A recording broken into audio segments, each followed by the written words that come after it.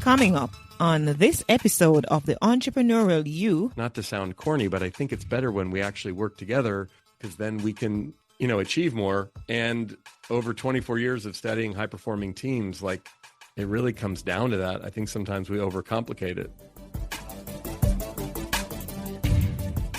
If people are really going to thrive and they're going to take risks and they're going to be their most creative and innovative, there has to be space for people to make mistakes. Hey, it's John Lee Dumas of EO Fire, and it's the Entrepreneurial You, the show for dedicated and passionate Caribbean entrepreneurs seeking daily inspiration, brought to you by author, speaker, and award-winning entrepreneur Heneka Watkis-Porter. You must be prepared to ignite. All right. Hey there, Trailblazer. Welcome to another episode of the Entrepreneurial You podcast, your weekly dose of inspiration and actionable insights for entrepreneurial success. Of course, our mission at the Entrepreneurial You is empowering entrepreneurs with insights on business, leadership, and success. And I'm your host, Heneka Watkis-Porter. Now today, as always, we have a real treat for you.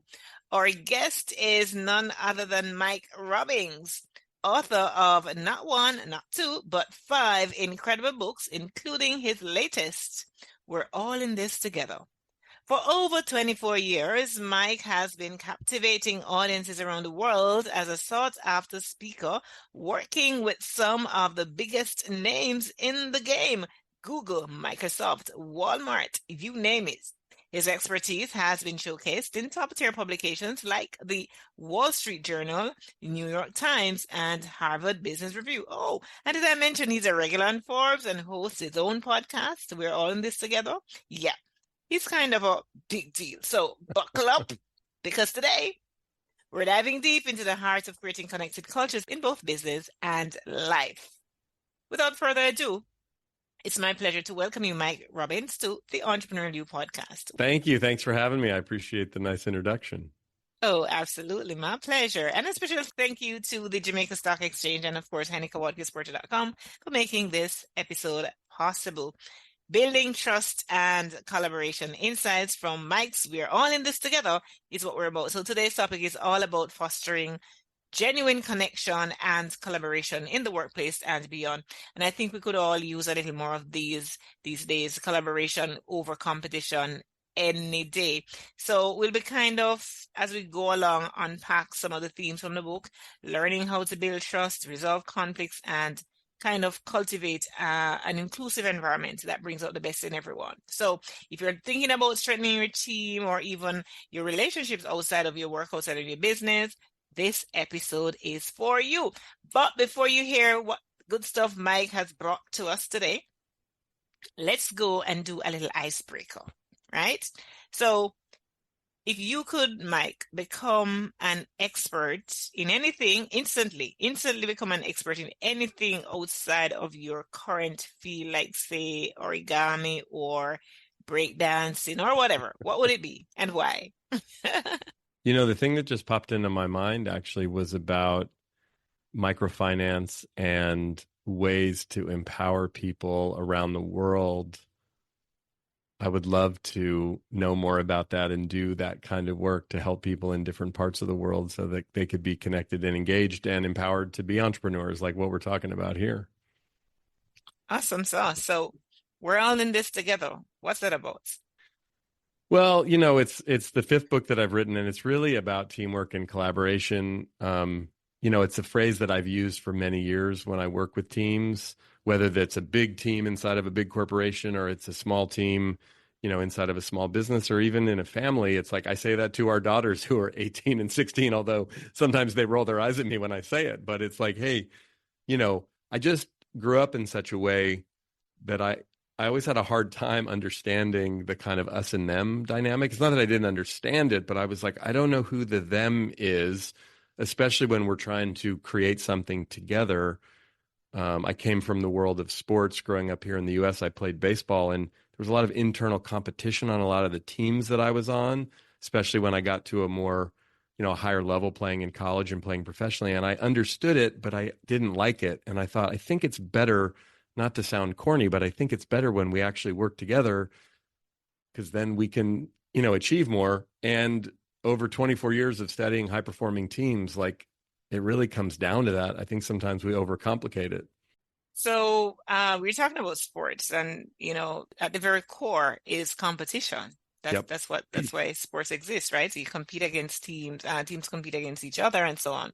Right. How do you not bring that into whatever you're doing, whether it's your business, whether it's your career building, and develop a sense of collaboration over competition? Well, I like to think about competition as positive or negative competition. Like negative competition is when we compete against each other and we root against each other. So I want you to lose so I can win. It's kind of a zero-sum type dynamic. Whereas positive competition is really about we push each other, we challenge each other, we compete against each other in a way that brings out the best in each other. And again, look, I'm a former athlete. I definitely like to win versus lose. Whether we're playing baseball or, we're running a race or we're doing whatever, I would rather come in first place than last place any day of the week. But at the end of the day, what I really want personally is to be challenged and to be pushed. And I want to have to dig deep to find something within me that I didn't even know was there. And that's what competition can actually elicit. So when I'm working with teams, I don't talk about competition in a negative context. It's just there is negative competition and there's positive competition, and positive competition can actually be part of collaboration if we're mindful about it. All right. So let's talk about how, the difference between positive and negative competition. Let's spend a little time dissecting that. Yeah. Well, again, it depends on the business that you're in. And of course, you're going to be competitive with other people that you do business with in the marketplace, let's just say. And even with that, though, again, and I don't mean to sound holier than thou about it, but it's like, I don't really think that businesses thrive when they spend a lot of time obsessing about wanting their competition to fail and to lose.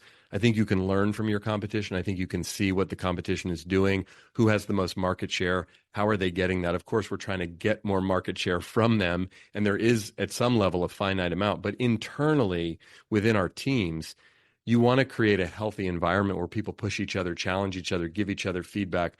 We definitely reward excellence, but it's not this dynamic where people are stepping on each other and trying to, I'm elbowing you out of the way so that I get the recognition from the boss, or, we're fighting over the same customers or clients or resources or whatever it is. And I think part of that comes through being open and honest and really authentic about what our goals are. It's okay to be ambitious. If three people are going for the same job in a big company, only one person's going to get it. That's the nature of life. We might be competitive in trying to get that job, and ultimately only one person is going to get it. The other two aren't. But there's a way to go about it that actually can make everybody better in the process versus then people being bitter and pointing fingers, and then you create sort of factions and all these things that happen even in small businesses as they grow. If you're not mindful of those dynamics, they can actually take the business down. And it's not about the business. It's not about the product or service. It's actually about the human dynamics inside the business.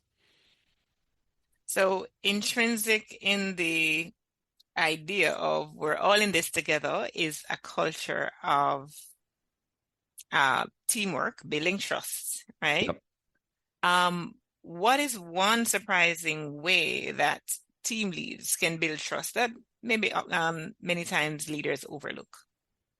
I think one of them is actually just being able to admit when you make a mistake or screw something up. Like none of us want to do that. And oftentimes we're sort of wired in a way, or we learn in a way to try to cover our tracks or hope people don't notice when we make a mistake. And not that we want to make mistakes, but one of the things that leaders can do and teams can do is actually celebrate those things, acknowledge those things. I remember working with a team at Google years ago, and Google's got a really high performing environment, a lot of really smart, talented people from all over the world that work there. It's not easy to get a job there back in the day, and even still now.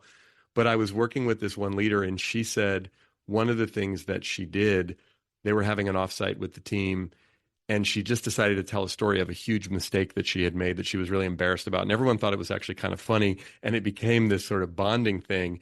And it turned out that every 6 months when they would have an offsite as a team, they turned this thing into an award. They called it the Fantastic Flop Award, like who made the biggest mistake over the last 6 months. And it wasn't that they were trying to screw up, but what it did is it created some levity around making mistakes. And they knew if they made a really big mistake, at the very least, they could tell the story about it at the offsite and it could be funny and it would be sort of a bonding thing. And I say that because you can create a high-performing environment where the bar is really high and you expect a certain amount of excellence, but you want to bake into it knowing that if people are really going to thrive and they're going to take risks and they're going to be their most creative and innovative, there has to be space for people to make mistakes. So it actually builds more personal credibility when we can admit that we make a mistake instead of thinking that we have to be perfect all the time and never screw up. Mm-hmm. So, as you're talking about vulnerability, embracing vulnerability is really a hallmark of great leadership, right? Yeah. How can leaders do more of that without feeling like they're losing their authority and losing control? How do we, as leaders, embrace vulnerability? And even as I ask this question, how much vulnerability is necessary, right? How much of that is necessary? Well, I think there's a couple dynamics about vulnerability to remember. I mean, look, we talk a lot more about vulnerability these days, thanks in large part to the great work of Dr. Brene Brown and others, right? And you think of Brene Brown's definition of vulnerability. She says vulnerability is risk, emotional exposure, and uncertainty. Three things that, while uncomfortable, are necessary for anything meaningful or important that we've ever accomplished or experienced in our lives. That said, for leaders, I like to make the distinction between what I call cockpit conversations and loudspeaker conversations. Like if I'm on an airplane, I would like the captain or the pilot or whoever's up front flying the plane to communicate with me what's going on. Hey, sorry, we're a little late, or we got delayed, or there's going to be some bumps, or we're going to get in early, or here's what's happening. So I have some information, especially if things get off track. What I don't want the pilot to tell me is, oh my gosh, I'm freaked out. I don't know if we're going to make it, or this is really bad turbulence, or this is only my second flight. I'm actually feeling really nervous. That would probably destabilize me as a passenger on the plane because I'm like, do they know what they're doing? Is everyone okay? Is that person in charge? However, let's say that's the case. Let's say the turbulence is really bad. Let's say it's only the pilot's second flight. I hope they're talking to each other in the cockpit about that, or the people on the ground who are actually going to land the plane. There's a level of openness and vulnerability that they all know, right? Or someone gets on and says, hey, I'm a little under the weather today. I'm going to need a little backup or some support. So they know, so they can do the job. They communicate back with the people on the plane, in this case would be the larger team, what needs to happen with honesty, with a level of transparency, but not everything. So sometimes you can talk to your peers, or you can talk to your manager, or you can talk to your mentor or your coach or your spouse or even your therapist about certain things that you may not necessarily talk to the whole team about. Not that you're wanting to be secretive, but you want to be mindful. Again, at home, it's like my wife and I have different conversations with each other than we do with our teenage daughters. Not because we're withholding from them or lying to them, but because there are certain conversations that aren't appropriate to have with our teenage daughters that are appropriate to have just between the two of us. So it's having that level of maturity and that level of awareness, but embracing vulnerability, knowing that it's essential, but it doesn't mean full transparency with everyone about everything. Very important point to hit, Mike. We want to go a little on handling conflicts, you know, because in building any teams, being together, working together, it doesn't matter how cohesive you are, there are going to be moments of conflict. Yep. Can you share perhaps a memorable moment where conflict, there was great conflict and how that was resolved to the benefit of the team? Absolutely. Well, a couple things, I can definitely share that. And one of the things that's important to remember is if we can reframe how we think about conflict, because some of us think of conflict as destructive, and it can be, clearly. But if we can start to think of it more in a constructive way, my belief and what I've seen through my research and experience is there's, in most teams, in most relationships, there's either tension or there's conflict. And that doesn't mean it's a bad thing. It doesn't mean we're yelling and screaming and fighting all the time. But if we can embrace it and we're talking through things, great teams talk to each other, not about each other, right? And I have many examples of this, but I was working with a team not that long ago. And, a lot of times when I come in, I'll be at an offsite or a meeting of some kind, and I'm facilitating a conversation amongst the team. And at one point, the leader started to get really defensive about a conversation that was happening, and everyone in the room kind of got really tight. And, as an observer or a facilitator, sometimes I'm able to kind of say some things that maybe other people wouldn't necessarily say. And so it got really tense in the room. And I just said, I'm noticing some tension. Is anyone else noticing the tension? right? And it was kind of, everyone was looking around, and the leader actually said, "This drives me crazy. Sometimes you all get frustrated and you don't say anything, and then I don't know what's going on," right? And someone had the courage to say, basically, "Because we're scared of you." And he was like, "You're scared of me?" And it was just this moment of like, wow, why are you scared of me? I'm not that scary.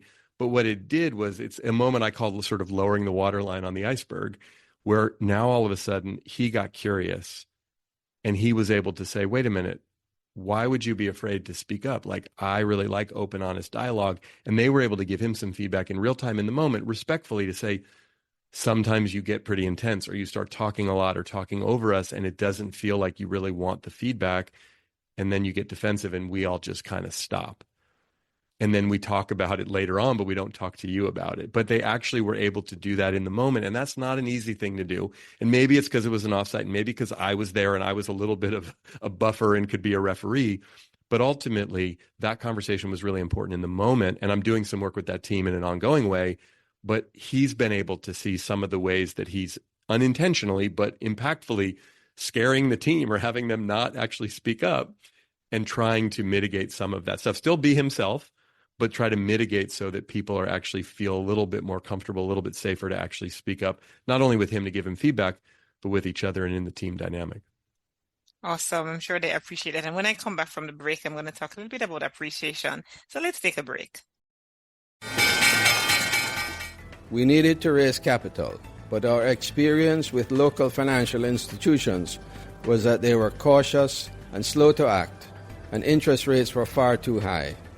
We had real concerns about financing our business through outside equity investors and the possibility of interference. Could we get a fair valuation for our business? We had our own ideas about the business and its value. Should I go the traditional route of bank financing, or should I try the Jamaica Stock Exchange? So we made a call and experienced transformation of our business through conversations. I'm John Mahfood, CEO of Jamaican Teas, and we're listed on the Jamaica Stock Exchange. Give us a call today at 876-967-3271 to begin your transformation through conversation. We want to see your company listed on the Jamaica Stock Exchange. Welcome back. So I know that creating a culture of appreciation, everybody wants to feel appreciated and recognized. But sometimes we think that we have to do these big things, right? So what's a simple yet effective practice that as entrepreneurs, as leaders, that we can implement right now in our businesses, in our spheres of influence to make our teams feel more valued? I mean, one thing you could do in a very simple way, I mean, you're listening to this conversation, you're probably on your phone or some device. If you, either when you get done or even if you pause it right now, just take a moment to send a couple text messages or emails or Slack messages or however you normally communicate to some of the people that you work with, just letting them know what you value about them. That's it. Not telling them they did a great job on something or recognizing some performance, but just letting them know what they mean to you. And that might seem a little strange or might seem a little corny or may not be your normal way of communicating. Maybe it is. But the reason that I say that is because there's a distinction that I've learned in studying appreciation. I've been studying appreciation the whole 24 years I've been doing this work. And it's a really simple, but I think profound distinction when we get this, is the distinction between recognition and appreciation. They're both important. They're both positive. Most of us are motivated by them and we all want them, but they're different. Recognition is positive feedback based on results, based on performance. You got to earn it, right? Sometimes it's formal. You get a bonus, you get a raise, you get a promotion, you get some kind of incentive. There's a commission, you close the deal, right? That's a recognition. Again, I come from the world of sports. Like you win the game or you win the championship, they give you a trophy. That's recognition. Appreciation, on the other hand, is about valuing people. It's about caring about people. So recognition is specific, but it's somewhat scarce. It's conditional. It has to be earned. Appreciation, on the other hand, is more expansive. It's not conditional. It's not based on something you did. I can value and care about someone who still isn't performing well, let's just say in the moment, or there's nothing to recognize them for necessarily. So appreciating people is about letting them know the impact they have on you, what you value about them. And that's subtle, but it's really significant when you let people know, I appreciate the way you think, or I appreciate the way you challenge me to make me think differently, or I really value, your passion or your commitment to something. And you can point out a specific thing that they've done, maybe that exemplifies it, but it's ultimately not this conditional thing. Again, think about it at home with your children. If they bring home their report card and they got wonderful grades, hey, you did a great job. If they bring home their report card and they didn't get good grades, hey, you didn't do a good job. We got to have a conversation one way or the other about how you're performing. But if the child thinks, I'm a good kid if I got good grades and I'm a bad kid if I got bad grades, that's not really the message that we want to send. Now, that's our children, but at work, the same thing. I'm a top performer, therefore I'm a good person. No, you're just a top performer. Sometimes the top performer isn't the nicest person, and we need to give them some feedback about their behavior or their attitude about how they show up. Great job, producing the result, but at the end of the day, you got to be a team player. Sometimes someone might be a really great team player, but they're not necessarily performing well. We can value and appreciate the human and then coach the performance. But if we separate the two out, we become way more effective on either side of that dynamic. Awesome sauce. Awesome sauce. All right. So we started talking a little bit about we're all in this together. Let's go back there and discuss your book, Mike.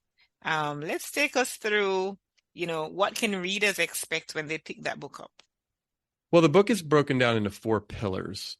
The first pillar is about creating psychological safety, which is really group trust. The second pillar is about focusing on inclusion and belonging. The third pillar is what I call embracing sweaty palm conversations, which is about conflict, which we were talking about earlier, right? And then the fourth pillar is really about caring about and challenging people. So that's where we talk about appreciation. And in each of the pillars of the book, I sort of break down the different dynamics and share some research and some stories, but it's really designed for leaders to use and teams to use together. So there's a lot of practical application of here's some exercises, here's some discussions, here's some things to think about as it relates to, say, psychological safety. Again, is really this idea that that trust is really a one-to-one phenomenon. Like you and I can trust each other or not. The trust can be broken and it can be repaired. How the group feels as a whole, or how we feel when we show up in the group, is the group safe enough to take risks, to speak up, to disagree? That's kind of a group phenomenon. The leader has a significant influence on that, but that's something you really have to engage the whole team on. So we're really talking about nurturing that sense of psychological safety in an ongoing way. Indeed. And we're going to come back to for having you close out and stuff. But as we're encouraging and talking about the book and encouraging others our listeners to get it, where can they find it? Wherever you like to get books. And if you like to listen or you like to read, if you like physical book, if you like, ebook, Amazon or any of the online sellers or any of the places online, you can get it. It's pretty widely available. Yeah, I love the titles. We're all in this together. I love it. Yeah, thank you. All right. Let's go to our community connection segment. And of course, this is the segment where I invite you, our community, to share your reviews, your questions, your feedback, just to engage with us. And this week, I'm sharing a feedback from one of our community members, Garfield Daly, that I met up with at the Build Wealth Conference in August. And Garfield was actually one of my guests here on the Entrepreneurial You. So let's take a listen to what Garfield had to say. Good afternoon or good morning, whatever time of the day it is, you're part of the world. I want you to know that I was privileged to be a part of the Entrepreneurial You at a particular time as I was promoting an event that was upcoming for myself. And I can tell you, first of all, just to sit down and share my experiences by way of the questions that came to me from our gracious host. It was a tremendous experience in that it pulled out from within the things that you had there that was important to share with people. So that the questions were incisive, the questions were clear-cut, and it allowed for us to bring out that which is important to share. Other than that, to listen to the program, the different persons that come with the different backgrounds and experiences, it is one of those programs that provides critical, in-depth and insightful information that takes you through, in its own way, an entire ecosystem, the experiences, the challenges, what you had to do to move from one point to the other. Just listening to the program, and I would encourage anybody that wants to be a part of the entrepreneurial space to listen to join, to register, to tap into this podcast, because you get information that will take you to the place that you want to be as an entrepreneur. I was privileged because I didn't know that I could sit in this space to share that was for the bigger people that I thought would have normally been in Heneka's podcast. But I'm happy that she saw little me fit to sit in there. And my understanding is that other names, not just the simple names like myself, but great names are coming. Listen out, I believe you're going to see people like Mr. Michael Leachin, and believe you're going to see big folks coming. So you're going to have a balance. The big folks, the small folks, medium-sized folks, but this is the space that every entrepreneur must be a part of.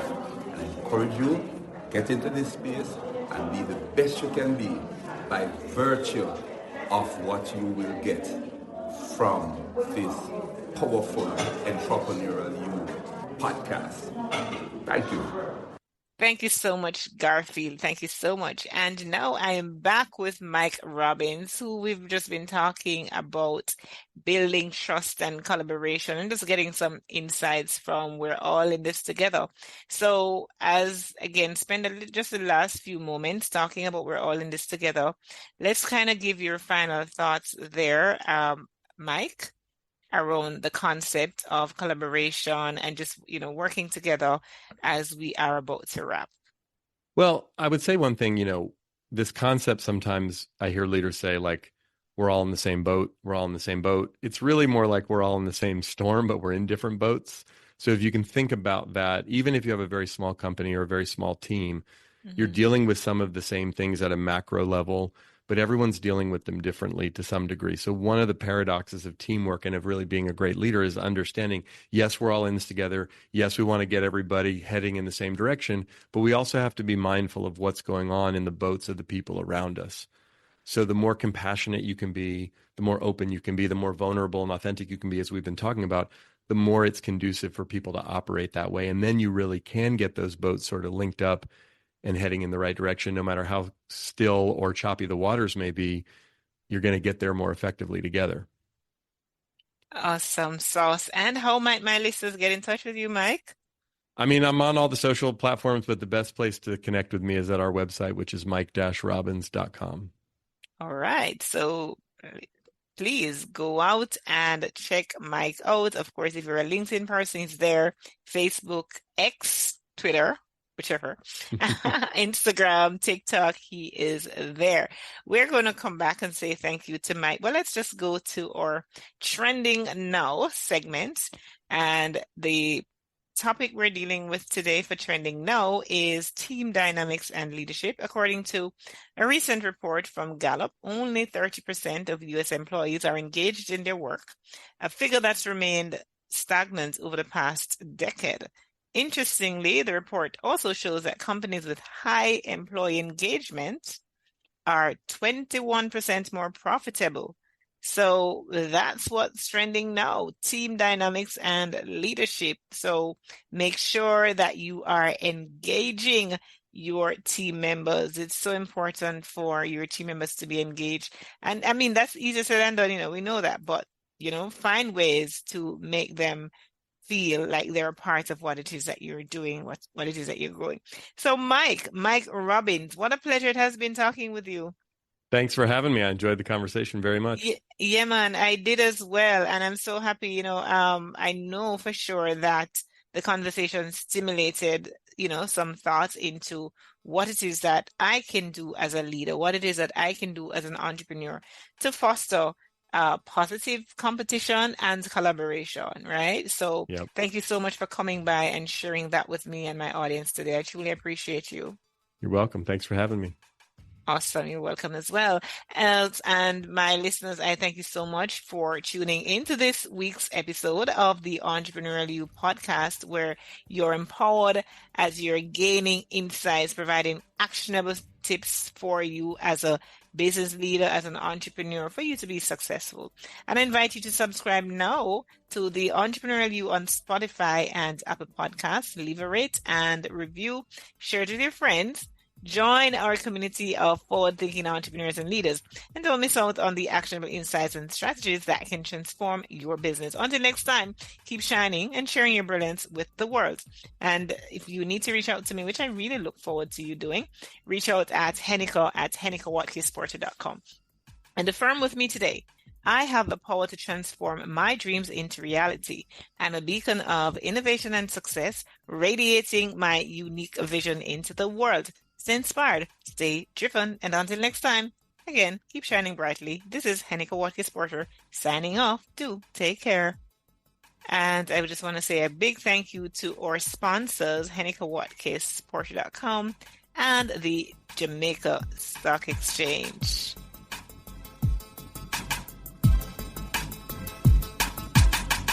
This podcast is heard along the Marketing Podcast Network. For more great marketing podcasts, visit marketingpodcasts.net.